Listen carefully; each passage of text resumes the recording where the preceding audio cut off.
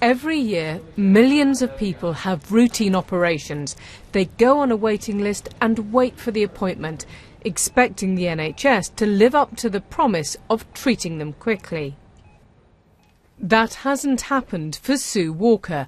On the waiting list since last March, she's still struggling with a sore hip. Then she got a date. Her son Ron booked time off work to look after her. So on Wednesday she went in and got into a gown to wait her turn. I was asked to lie down and stay in the bed and not to move until I was taken down to the operating theatre. Hours later, the operation was cancelled. The hospital didn't have the right part.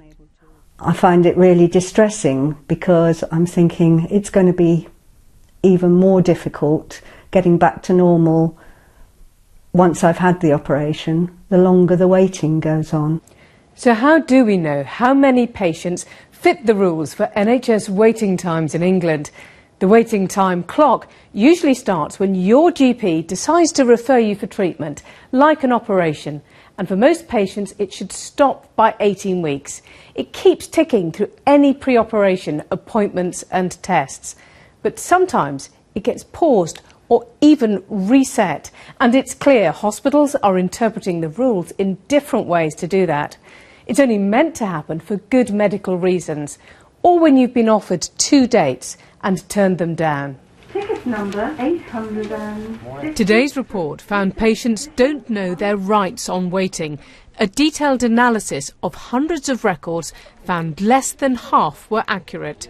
More of the mistakes recorded patients waiting less time than they actually had, helping the hospitals meet their targets.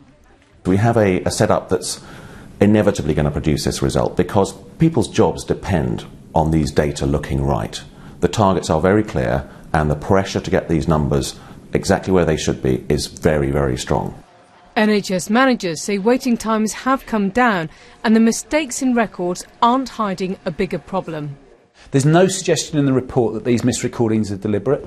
Hospitals are working flat out to treat patients as quickly as possible. There's some tightening up that needs to be done, but patients are getting better care than they used to get.